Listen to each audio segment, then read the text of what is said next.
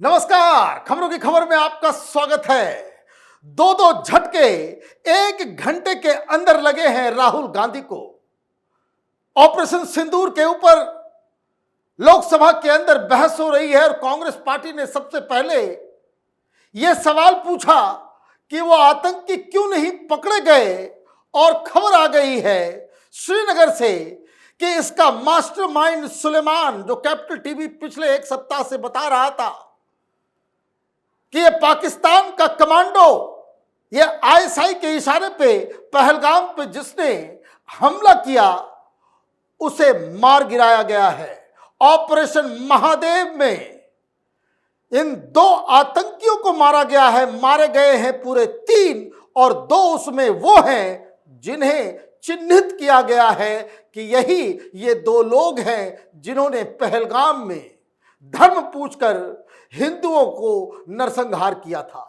तो यह खबर, ये पूरे डिबेट के ऊपर अचानक से ऐसा प्रकाश डालेगा कि विपक्ष की बोलती बंद हो जाएगी। और दूसरी खबर, जो बड़ी खबर आ रही है कि शशि थरूर ने राहुल गांधी की सरेआम बेइज्जती कर दी, क्योंकि उनसे कहा गया कि आप पार्लियामेंट में कांग्रेस के हिसाब से, कांग्रेस की लाइन पे ऑपरेशन सिंदूर को क्रिटिसाइज करेंगे तब आपको बोलने दिया जाएगा। शशि थरूर ने राहुल गांधी को 2 टूक जवाब दे दिया कि ये काम मैं नहीं कर सकता। मैं ऑपरेशन सिंदूर को एक सक्सेसफुल ऑपरेशन मानता हूं, इसलिए मैं उसके खिलाफ पार्टी लाइन के मुताबिक भाषण नहीं दूंगा। तो ये 2 खबरों की डिटेल जानना जरूरी है। आज तड़के सवेरे सवेरे तमाम एजेंसियों ने मिलकर ऑपरेशन महादेव की शुरुआत की। जब यह मालूम चला कि पाकिस्तान स्पॉन्सर्ड एक गिरोह छिपा हुआ है, और जब उनको घेरने के बाद उन्हें मार दिया गया, उन्हें चिन्हित किया गया, तो पता चला कि यह बदला पहलगाम का हिंदुस्तान की सेना ने, बहादुर सेना ने ले लिया। क्या खबर आई है? पहलगाम आतंकी हमले के 96 दिन बाद भारतीय सेना ने 26 बेकसूर लोगों की मौत का बदला ले लिया है। इस आतंकी हमले को अंजाम देने वाले 3 आतंकियों को सेना ने सोमवार को मार गिराया।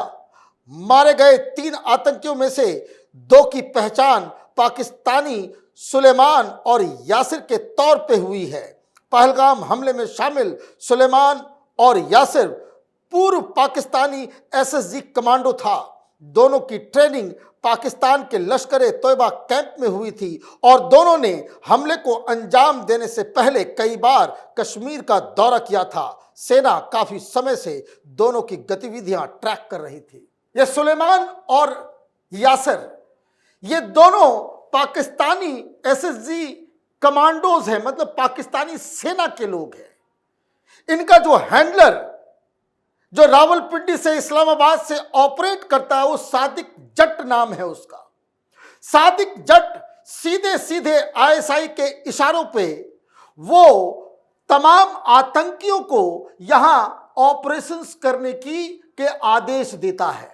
और मैं आपको बता दूं, जो खबर कैपिटल टीवी ने करीब 2 सप्ताह पहले दिया था, जिसमें हमने खुलासा किया था कि ये जो सादिक जट नाम का आईएसआई का हैंडलर है, वो दरअसल उसको ये आदेश दिया गया था कि जो पहलगाम में जो ऑपरेशन करना है, हिंदुओं को चुन चुन के मारना है, उसमें किसी भी लोकल शख्स की कोई इन्वॉल्वमेंट नहीं होना चाहिए। मतलब आपके जो लोग इस ऑपरेशन को अंजाम देंगे वो हिंदुस्तान के नहीं होंगे, लोकल कश्मीरी नहीं होंगे, और जिन लोकल कश्मीरियों की मदद आपको चाहिए वो नीड टू नो बेसिस पे उनको आप बताएंगे कि आप क्या करने जा रहे हैं। मतलब पी चिदम्बरम, कांग्रेस पार्टी और विपक्ष के तमाम लोग जो ये सवाल कर रहे थे कि ये पाकिस्तान से आए नहीं।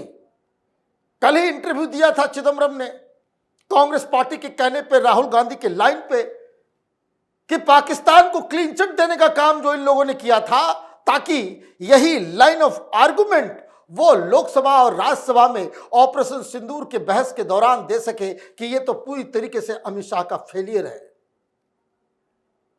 ये जो आपने दावा किया कि आर्टिकल 370 लगने के बाद आतंकवाद खत्म हो गया, वहां लोकल लोग जो है अब आतंकवाद से दूर चले गए, उस थ्योरी को न्यूट्रलाइज करने के लिए आपने पाकिस्तान वाली लाइन ले ली, जैसा कि पाकिस्तान ने कहा कि हमारा कोई हाथ नहीं है। अब ये पाकिस्तान के दो एसएसजी कमांडो ये पकड़े गए हैं, मारे गए हैं, इनकी शिनाख्त हो गई है, तो इसका मतलब ये है कि इस ऑपरेशन का रेमिफिकेशन पाकिस्तान के फ्यूचर के ऊपर भी होने वाला है। एफएटीएफ में इस मसले को उठाया जाएगा। तो कांग्रेस पार्टी के लिए बुरी खबर, बताइए, आतंकवादी मारा जाता है और कांग्रेस पार्टी के लिए यह खबर बुरी हो जाती है। बुरी खबर तो राहुल गांधी को मिली जब सीधे सीधे राहुल गांधी के ऑफर को शशि थरूर ने ठुकरा दिया। क्या खबर आ रही है? Congress MP Shashi Tharoor was approached by the leader of opposition Rahul Gandhi's office and party's deputy leader in Lok Sabha Gaurav Gogoi to speak on Operation Sindoor during the ongoing session of parliament. However, he declined the request, stating that he could not align with party's current line of criticism against the government over the operation. Tharoor conveyed that he has constantly maintained the view that Operation Sindoor was a success and he would continue to stand by that assessment. Gaurav Gogoi ने पहले बात की कि भाई आपको बात रखनी चाहिए कांग्रेस पार्टी की तरफ से, उन्होंने मना कर दिया। राहुल गांधी की तरफ से अप्रोच किया गया कि आप बोले, लेकिन उन्होंने मना कर दिया। क्यों मना किया ये मैं आपको आगे बताऊंगा, लेकिन अभी लिस्ट आ गई। वो एक कंफर्मेशन है कि शशि थरूर को अप्रोच किया गया, लेकिन उसने मना कर दिया। और इसलिए जो अब लोकसभा में जो लिस्ट आई है कि जो लोग कांग्रेस पार्टी की तरफ से बोलने वाले हैं और शशि थरूर क्यों नहीं बातचीत करने वाले हैं, वहां भाषण देने वाले हैं, उसकी भी जानकारी आ गई।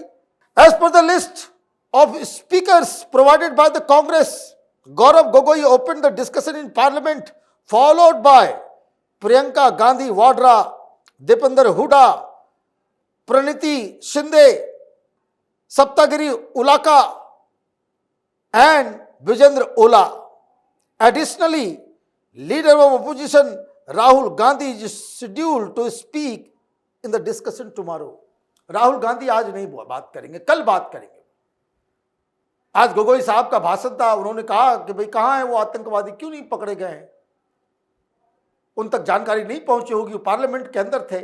और जब वो भाषण दे रहे थे उसी दौरान ये खबर आ गई कि जिनके बारे में आप ढूंढ रहे थे, जिनके बारे में आप पूछ रहे थे, उसकी खबर आ गई कि उन्हें 72 हुरों के पास भेज दिया गया है। लेकिन शशि थरूर का नाम लिस्ट में नहीं है। क्यों नहीं है?